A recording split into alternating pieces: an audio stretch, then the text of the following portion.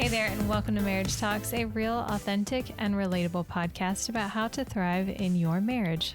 Here you'll find helpful information shaped by a biblical worldview on all things marriage related, sex, money, parenting, and so much more. We are Michael and Elizabeth, and welcome to the show. Yes, welcome everyone. I'm excited because we are doing something a little different today.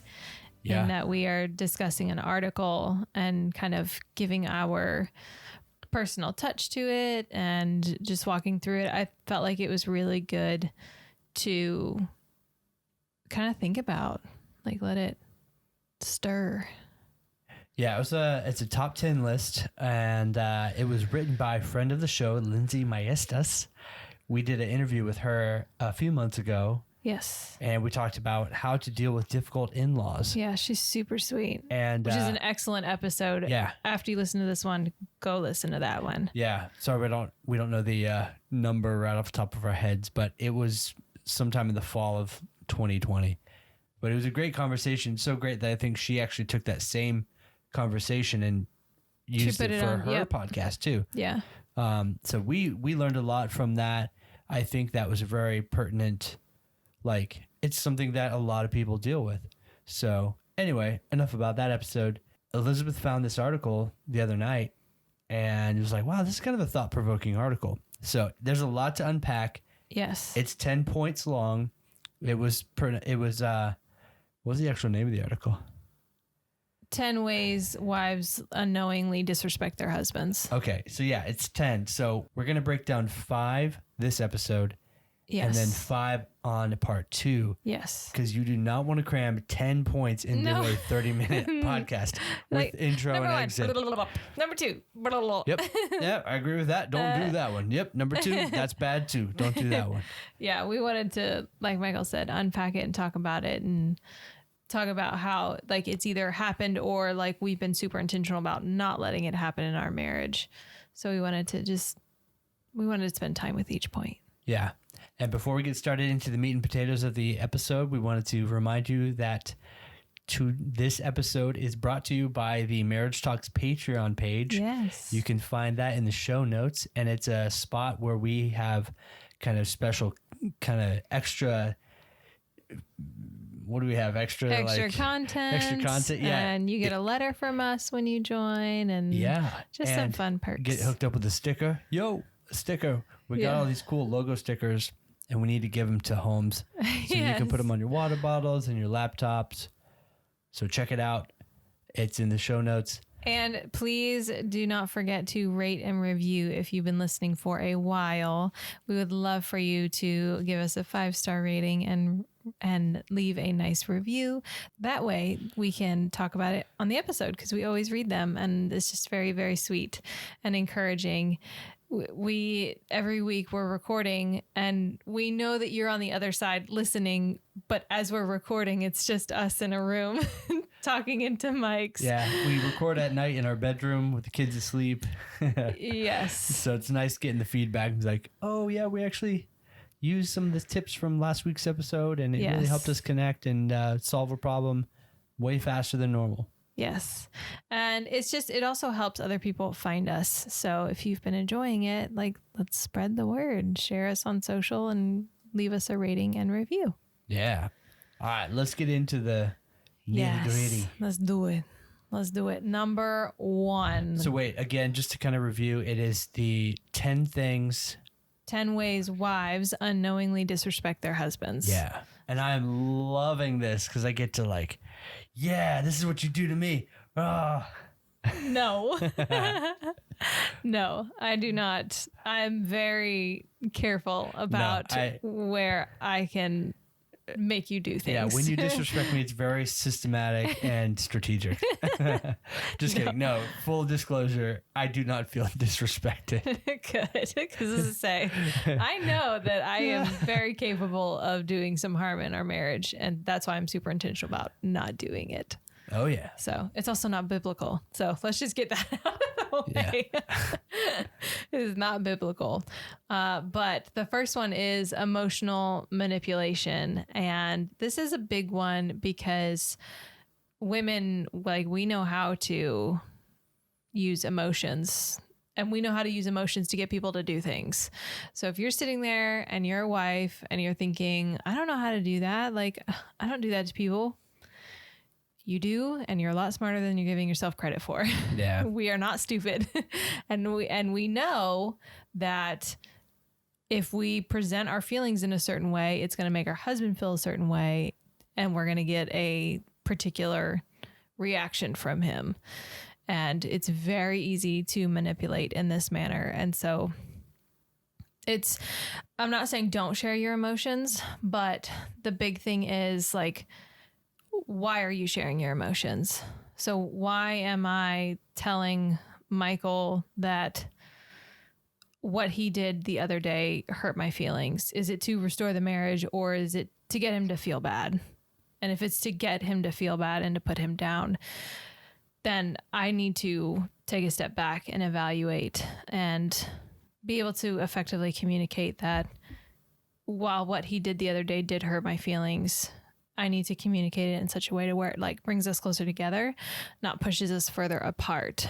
And so I never want to present my feelings to get him to like feel bad and like grovel for forgiveness. Like that's not appropriate, and he should never be groveling to me for anything. We should be lovingly talk about hard subjects, I think. Yeah, and I think it can be used as a way to extend a fight too.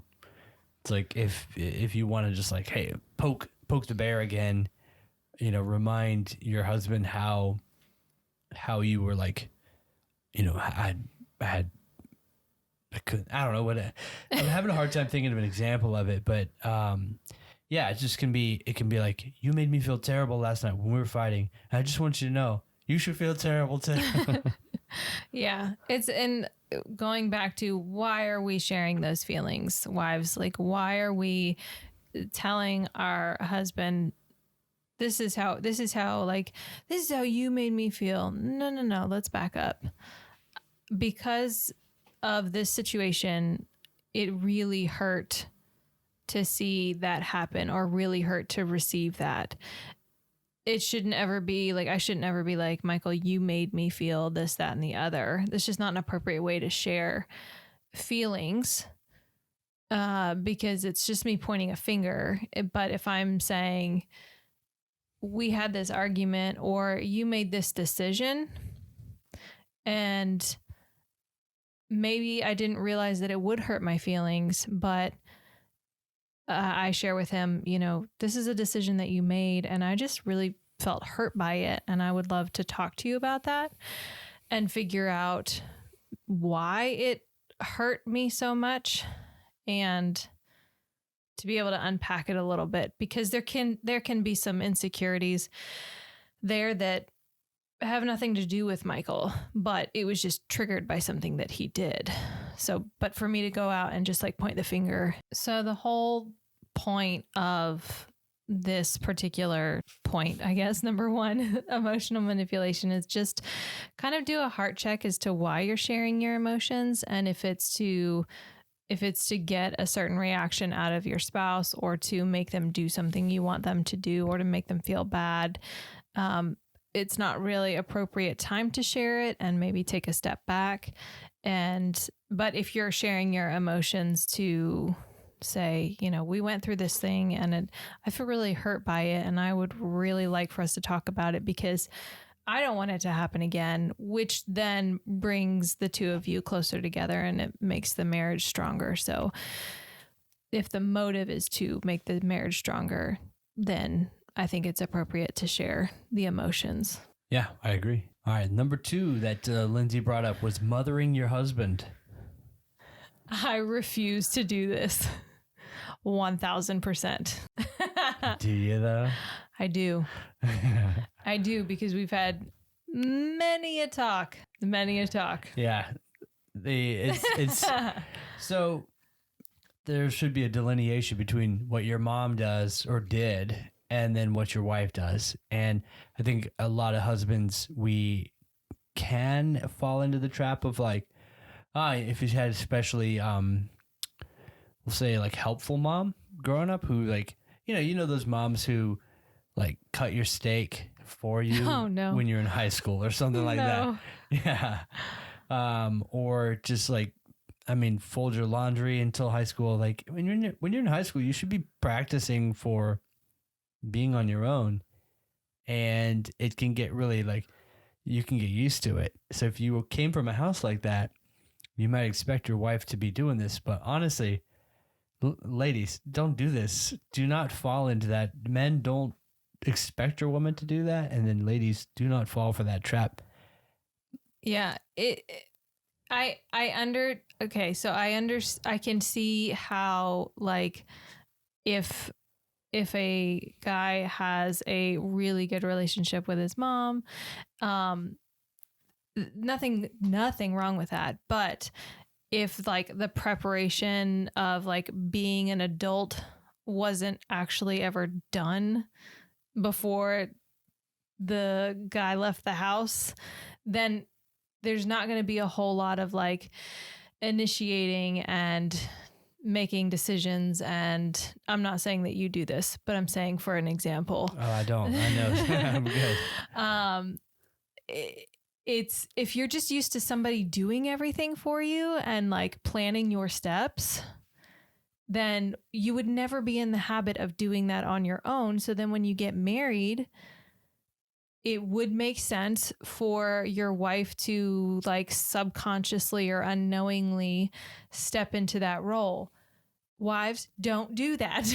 Empower your husband to make decisions, to like make them pack their own suitcase, to make them fold their laundry, like whatever it is, initiating like handling a, medical bill, like down to all those little things. There is absolutely no reason for me to sit here and to do everything for Michael all the time. Like I do the laundry because it brings me joy. Yes, our living room always has laundry on one of the couches, but that is just the season that we're in with having to do laundry for 5 people.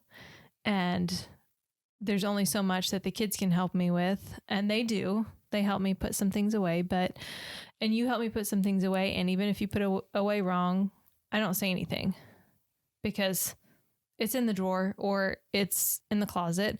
And quite honestly, I don't have time to sit here and talk to you about it, nor do I want to waste the energy. Yeah. But, there have been times where I have felt where maybe you haven't like stepped up and taken the initiative that I would have hoped on. And I can't even remember an example at this point, but I know that I have verbalized it says, do not put me in the position of being your mom. Don't do it. I won't do it. I refuse to do it. And it's just like, for me, it's like I don't want that role. Like to me, it feels super wrong. I never, ever want to be taking that on. And so I say it out loud like that to you. And it's been a handful of times in our marriage, but it's like, please don't put me in that position. And it was nothing that you did maliciously. I think it was just something that it was just like, it just happened and you didn't realize that it would have put me in that position. And I had to say, please don't do that. I'm not your mom. I don't want to be your mom. I want to be your wife. And so delineating that role between wife and mother, it is different. You are both mothers and wives care for the same human being, but we do it very differently. And so just, that's a big one for me. I never, ever, ever want to be put in that position. Yeah. Number 3, aggression towards your husband. That's kind of an obvious one, but it definitely needs to be said. Yes. If guys feel aggression, guess what? We want to fight. Fight or flight. Yeah, or flight. That's true. Yeah, most of us I think we think we're gonna fight, but you're right. A lot of times, I back out. You're like, oh yeah, I'm like, gonna. no. You shut down. Peace. Yeah, you're like, I'm gonna go take the dog for a walk. Yeah. Which and has if happened. you listen a lot, I've done that before. I love that dog. She's a great escape plan. And it happened because the conversation wasn't going anywhere, not because I had aggression towards Michael. No, it was just that particular argument had to hit just where we needed to kind of like hit the reset button. Now we've talked about like us going to therapy, and we are big fans of therapy, and neither one of us have an aggressive tendency at all. But during that season that was very difficult for us to walk through, I remember having just so much, like, it wasn't aggression, but because I was angry, but it wasn't like I wanted to come punch you. It was just like, hopefully not. No, it was just like, I was struggling to find the words, and I didn't know how to communicate what I needed to communicate. And it felt like I was so heated on the inside, because I was so upset. And I was like, we need to find a resolution, but we're not going to find a resolution when I want to, because this is a big deal. This is, you've been married for any length of time. You're going to walk through really difficult seasons and really great seasons.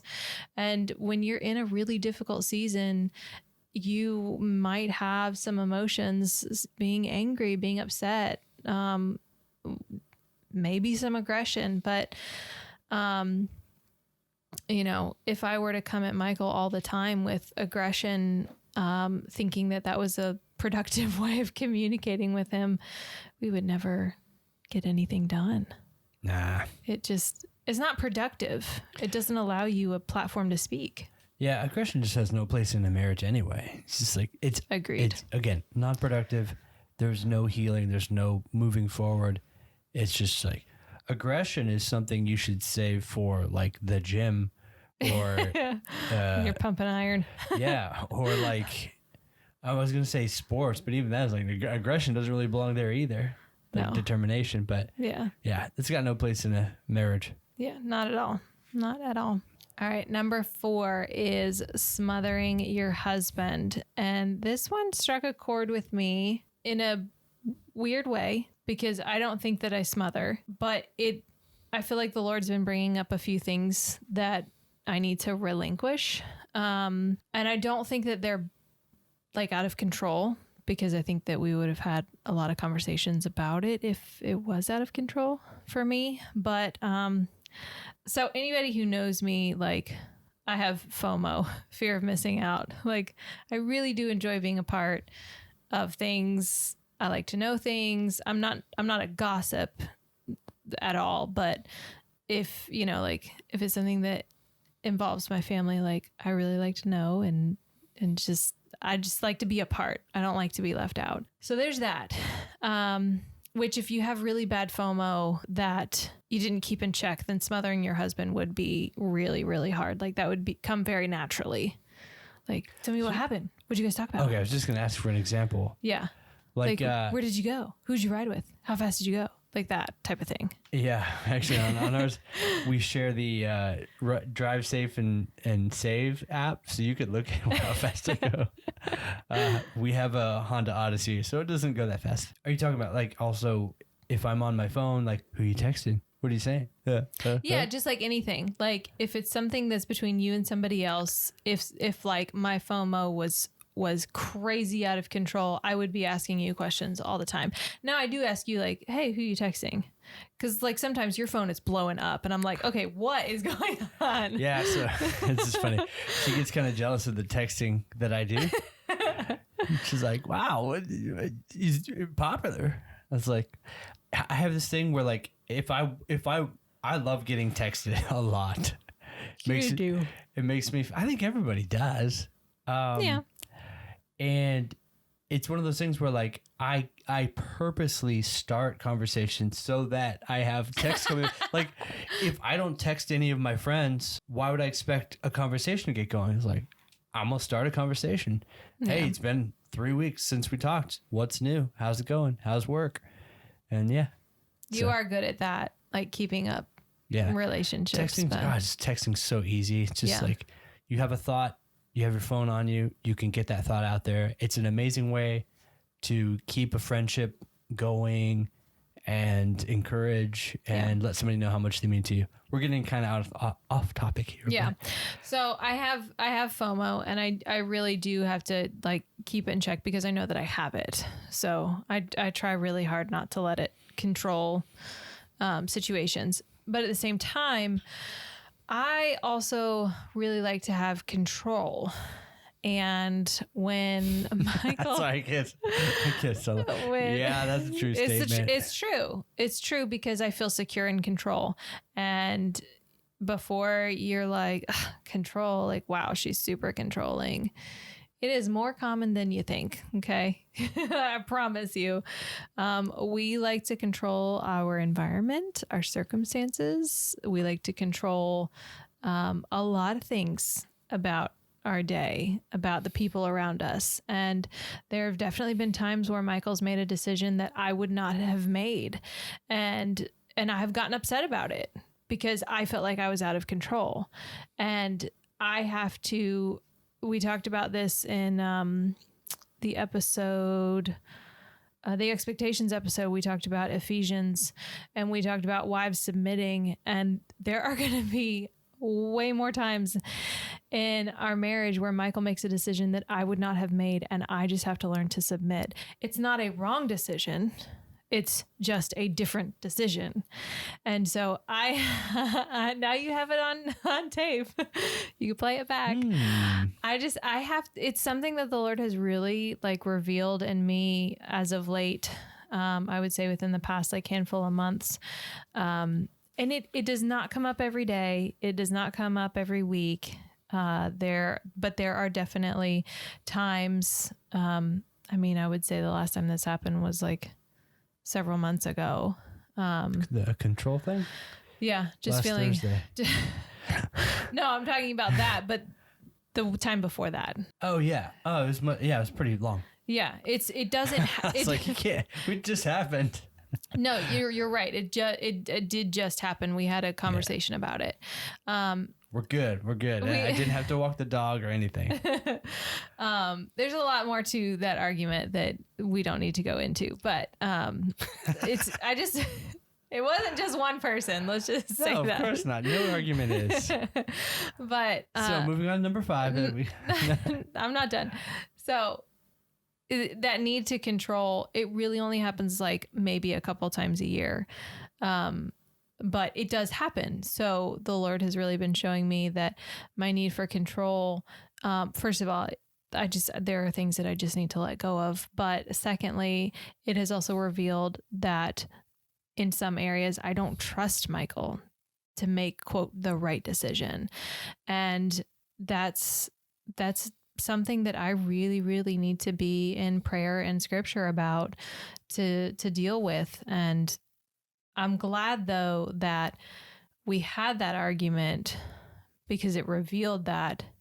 And now you can help keep me accountable to working through it and to like processing it and making sure that I'm actually trying to let go of that. Because I think if I didn't know how to verbalize that, then it would really like rear its ugly head over and over again. Mm-hmm. So, all right, number 5 and the final one for this episode is criticizing your husband. Not good. Yeah, don't do that. My thoughts is like, yeah, who wants to be criticized? And who wants to be criticized by the person they love and trust the absolute most? Absolutely no one. When we, you think about like a lot of people who go to therapy, like solo therapy for stuff that their parents kind of instilled in them. One of the big things is criticism all the time from the ones you want to impress and please the most. Yeah. And then like when you move out of your parents' house and you have a spouse, that's the new person you want to impress the most. And when you get criticized a lot, you turn into a shell. Yeah. So I kind of think about this on a very basic level with a toddler. And if you want them to do something, you're going to have positive reinforcement or affirmation a lot. So I teach our kids from a very young age to clean up after themselves. Like before they are like fully verbal, they are cleaning up things. They understand what that means. And there's a lot of positive reinforcement that happens. So as soon as one of them puts something in the bucket, they've all gone through this whole thing. And Jack is now our youngest. He is like in that where the positive reinforcement is massive for anybody, but you can really see his face light up because it brings him so much joy. And so he starts to pick something up and he puts the first thing in there. I immediately say, "Yay, good job, Jack." And I'm like clapping and making it a huge deal. Gets him excited. He loves the way it feels to be praised. So he just keeps doing it. And I just keep praising him. That same principle applies to your spouse. So if I am constantly putting Michael down, and like the whole I mentioned earlier about the laundry, like you definitely put things away wrong, but here's the deal. Here's the deal. I feel criticized. Is it really worth bringing it up and sitting in front of the closet, rearranging the clothes? No. Is it wrong or is it different? Well, I'm joking. It's no big deal. Well, according to the way that it's laid out, it's okay. But really and truly, it's like I don't. Yes, I'm OCD about cleaning, but I have to choose between like, is it worth getting into this argument with him? Because what like productivity is it actually going is it going to have in the marriage? Like, what is it actually going to produce? I'm tired by the end of the day when we put away laundry. I don't want to have that argument. So I'm really just choosing like, he put it away. Like, find the thing in there that's good. He put it away. He helped, which is huge. And then she sometimes goes, "Yay!" And I have like a little popper, psh, and confetti comes out. I get a Tootsie Roll. No.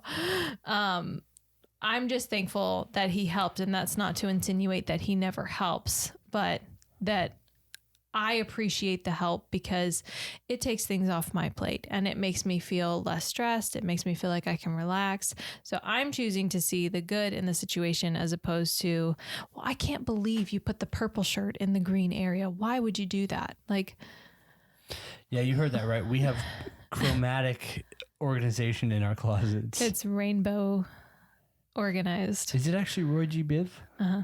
Wow. I don't know that I've ever noticed that. We've talked about this before. You have. It just took you a long time into our marriage to notice it. I noticed this. Oh, this is colorful. I didn't realize it was left to right Roy G. Biv. Yes. That's not the only thing that's organized neatly too. Yeah. Our t-shirts are organized in a specific way too. Oh, then that's definitely not something that I'm picking up on. But that's the thing. You put it away and I'm like, look, you put it away. It takes a task off of me. And I'm thankful for that. So especially like having young kids who, you know, Charlotte can do a lot of things, but you know, being 6 years old, she's not really that independent. And then we're about to have a fourth who's going to need all the things done, you know? So it's like, I'm just in a season where I'm like, thank you for helping. I'm appreciative of that. And I don't want for like positive reinforcement to be seen as like a manipulating thing, but it's important for me to tell you like, thank you for helping me. Thank you for doing that, because we all need to hear that. And that one goes both ways. We need to be telling our spouse like, thank you for doing this. It means a lot to me. It really helps me out. I appreciate you. So we did a Tip Tuesday on that. Yeah, it feels great. And it helps a lot. It does. It really does boost. Like, it seems really silly. Like, oh, I'm in my 30s. Like, I don't need that kind of stuff anymore. But it always feels good to be thanked and to be. You need it till the day you die because we're human. Yeah. Get a cookie for doing the right thing. We're actually going to have Oreos later. You said cookie. That's not what I heard. What'd you hear? I heard quickie. Oh, yeah. Well, that too. I was like, oh, wow. I mean, it doesn't bother me. I had Oreos on the mind. I don't know what you were thinking about. Oh my goodness. All right. And as always, we like to end every episode with a Yes. challenge that you can do in the next week. So hit Yes. us with the challenge, Beth. The challenge is, wives, in the next 7 days, sit down with your husband and genuinely ask him if you do any of these that we talked about today: emotional manipulation, mothering him, aggression towards him, smothering him, or criticizing, and ask him to be honest, but also be gracious with each other, because these are big things if you were like not aware that you're doing them and your husband's like, yeah, you criticize me a lot, and then you're like, well, I thought I was a good wife. So just be gracious with each other. Yeah, you can still be a good wife and have a couple of these that you're doing. 1000%. We are all flawed. That's why I took a little bit longer on number 4, smothering your husband, because I felt like I had strong tendencies that could lead to really truly smothering you. And I was like, whoa, I need to submit this in prayer. We need to deal with this. So, have that conversation. It's really important. And I just know it's going to bear fruit in your marriage. Yep. And with that, we thank you guys for hanging on for the episode. Yes. Hopefully you take these 5 things and kind of let them simmer and stew and have a good conversation about that. Yes. Join us next week for part 2 of the same conversation. Yes. We're going to start with 6 through 10 and what we think about them and how to apply them to your everyday life. So check it out. Keep on the waiting list for that.